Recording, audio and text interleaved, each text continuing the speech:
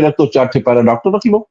हम तो कहते पुलिस वालों सब इंस्पेक्टर भर्ती होते 4 ठे पुलिस वाले रख लो, सेना में आपने रख ही लिया है।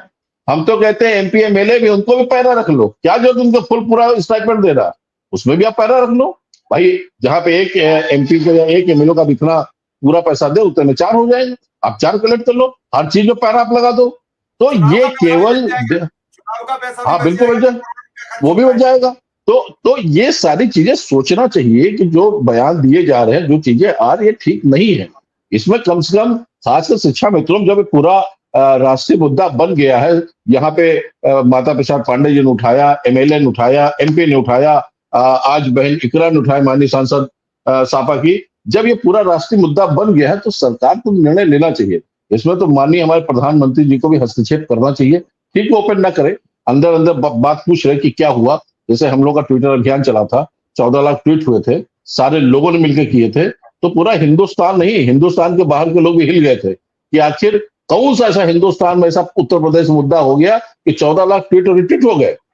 वो सब सामने आ गया सोशल मीडिया पे। तो इस तरह कम से इन सब बातों को सोचना चाहिए, मामला ना बढ़े, तूल ना पकड़े और इसको धीरे से शांत कर, क्योंकि इससे पहले भी सरकार एक नीट के मामले में अगर उसमें तुरंत निर्णय लेती तो इतना बवाल ना होता। उसके बाद जो ये ऑनलाइन का मामला था, इस पे अगर पहले इसको शांत कर देती शायद इतना बवाल ना होता। तो ये बवाल भी बढ़े ना शिक्षा मित्र निदेशक का, इस पे भी इनको तत्काल निर्णय लेना चाहिए। मिशेल, बिल्कुल आपने ठीक कहा। और एक बार हम सबसे बस यही कहेंगे कि शिक्षक हो या शिक्षा मित्र हो या अनुदेशक हो, शिक्षा के मंदिर यानी स्कूल में जाकर सब शिक्षण कार्य करते हैं। वो बात अलग है कि आप वेतन अच्छा पाते हैं, उन्हें वेतन कम मिलता है, मानदेय मिलता है, लेकिन कार्य एक है। तो केवल इज्जत आबरू पर कोई किसी पर हमला मत बोलिए। अगर आप लोग ही हमला बोलेंगे तो ये कैसे काम करेंगे? मिलकर काम करें, एक दूसरे को नीचा कतई न दिखाएं, एक दूसरे का सम्मान करें, और इसी सम्मान के साथ जब आप करेंगे तो आपका सम्मान होगा। और निश्चित मानिए, इज्जत और सम्मान और बातचीत आपका अपनी जिह्वा तय करती है। अगर आप किसी का सम्मान करेंगे तो गिव एंड टेक का मसला है, आप नहीं किसी का करेंगे तो आपको भी नहीं मिलेगा। आप आज उन्हें शिक्षा मित्र कहेंगे, कल शिक्षा मित्र कहेंगे गुरुजी चोर है, गुरुजी समय से नहीं आते, गुरुजी काम पे रहते, क्योंकि शिक्षक पे 32 काम है। पीछे जाने के बाद कुछ भी कह दीजिए, आए नहीं, घर चले गए, आए दस्तखत बना के चले गए, कौन बात तय करेगा कि आप आए थे और हस्ताक्षर बना के गए हो?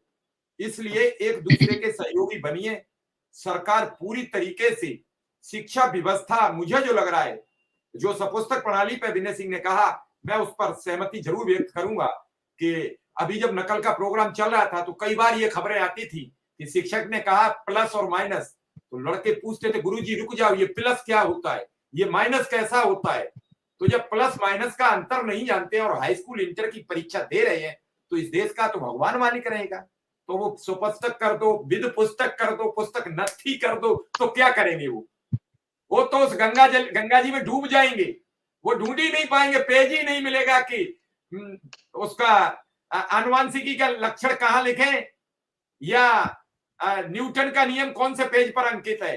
तो न्यूटन पर दूसरे वैज्ञानिक का लिख देंगे और दूसरे। नमस्कार साथियों, स्वागत है आप सभी का आज के इस नए वीडियो में। ये वीडियो आप सभी शिक्षा मित्र साथियों के लिए बेहद ही महत्वपूर्ण होने वाली है। वर्तमान की कुछ खबरें जो कि प्रॉपर तरीके से इस वीडियो के माध्यम से आप सभी के बीच में साझा करेंगे। सभी साथियों से एक अपील है, इस वीडियो को आप पूरा देखें। चैनल को अभी तक आपने सब्सक्राइब नहीं किया है, कर लें। अब चलते हैं अपडेट पर। वैज्ञानिक पे न्यूटन लिख देंगे, 5 पूरा जीवन निकल जाता था, 5 जीवन परिचय याद कर लो, 5 पोयम याद कर लो, इसी में निकल जाता था। इन 5 में से कोई न कोई फंस जाएगा, और कभी कभी मौका आ जाता था वो याद किए रह जाते थे, और 5 में से कभी कोई नहीं आता था, फिर भी लिख के आते थे, क्योंकि पढ़ते थे। और पढ़ते थे तभी आपके सामने आज बात कर पा रहे हैं, बहस कर पा रहे हैं, आपकी बातें कर पा रहे हैं। ना पढ़ते तो यहाँ बोलने लायक नहीं होते। यहाँ तो एक से एक धुरंधर आते हैं जो कभी कभी फंसा देते हैं। तो पढ़ाई हमेशा काम आती है, लेकिन जब हम पढ़ने के वक्त होते हैं और माँ बाप हमें जगाते हैं या माँ बाप स्कूल भेजते हैं, तो हमें लगता है कि माँ बाप का अपना काम है, वो हमें शिक्षित कराना चाहते हैं, वो हमें नौकरी लगाना चाहते हैं कि ताकि हम उन्हें कमा के दें। कभी हम ये नहीं सोचते कि मेरे काम की है, और इसीलिए हम पीछे रह गए, इसीलिए हम आज तक समझ नहीं पाए हैं। तो केवल जिन लोगों ने 25 वर्ष तक मेहनत की है वो 75 वर्ष तक सुरक्षित रहते हैं, और जो 25 वर्ष तक मटर गश्ती करते हैं फिर उन्हें 75 वर्ष तक बेहद मेहनत मजदूरी वाला काम करना पड़ता है। ये है शिक्षा का सच। अगर इस सच को स्वीकार ना करो तो फिर बाकी 50 वर्ष मेहनत करिए, और अगर 25 वर्ष मेहनत करो तो फिर 50 वर्ष आराम से सुरक्षित बाबू बनकर कुर्सी पर बैठिए। नौकरी मिल जाएगी, किसी कंपनी में अच्छी में जॉब मिल जाएगा। जरूरी नहीं है कि शिक्षक ही बन जाओ, बहुत सारे काम है। बहन उमा ने बार बार कहा, कल्याण सिंह जी लाए थे भारतीय जनता पार्टी के हिंदू हृदय सम्राट के नाम पर पूरे देश में जाने जाते थे। जब खड़े हो जाते थे तो भीड़ खड़ी हो जाती थी। वही सरकार अग्निवीर लाई है। शिक्षा मित्र का तो कुछ हुआ ही नहीं है, आधे मर गए, बड़ी तादाद में बेघर हो गए, बड़ी तादाद में बेटियां शादी को बैठी हैं, बड़े तादाद में बच्चे शिक्षक कार्य नहीं कर पाए। बार बार एक चित्रकूट से शिक्षा मित्र फोन करता है, साहब 2 बच्चे हैं, बीए में पढ़ रहे हैं, फीस नहीं है उनकी, कहीं मजदूरी लगवा दो ताकि वो अपनी फीस भर सके और वो अपनी परीक्षा दे सके। इससे बुरा हाल और क्या होगा, इससे बुरा हाल क्या होगा। फिर भी इतने सवाल जवाब के बावजूद मुख्यमंत्री अगर शिक्षा मित्र अनुदेशक और शिक्षक का नाम मुंह से ना लें तो आप क्या समझते हो? वोट ऑफ कंटेम्प्ट हो रहा है उनके आदेश पे। 1 वर्ष हो गई सुनवाई को, विनय सिंह जी को बता रहा हूं, 1 वर्ष हो गई सुनवाई को, सुनवाई नहीं हो पा रही है। कि कोर्ट ऑफ कंटेम्प्ट में जज साहब लिखेंगे क्या? उन्हीं के द्वारा दिया गया आदेश आज तक सरकार ने लागू नहीं किया, तो वो सरकार से सवाल करेंगे। तो सरकारी वकील क्या कहते होंगे? तारीख दे दो अगली, हम बीमार हैं। ऐसे केस खींचे जाते हैं, सरकार का डायरेक्शन होता है, और तभी एक बार फिर कहना पड़ता है कि सरकारें मधांध होती हैं, फिर वोटर उनका नशा उतारता है। आधा उतर चुका है। कल हैरान था, मैं एक बड़े बीसी के साथ बैठा था, वो महाराष्ट्र में इस समय किसी जगह बड़ी संस्थान के, वो बता रहे थे इस देश को जवाहरलाल नेहरू ने कुछ दिया नहीं।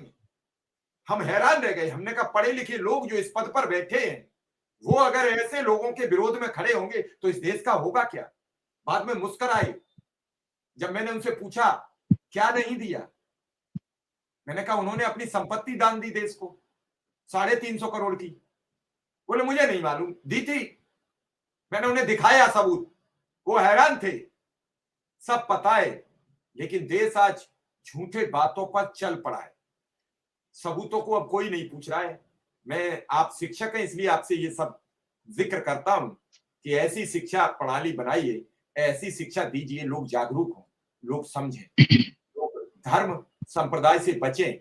वोट किसी को करें, अपने धर्म को करें, अपने संप्रदाय को करें, अपनी जाति को करें, मैं नहीं किसी को रोकता, लेकिन शिक्षा की प्राथमिकता बनी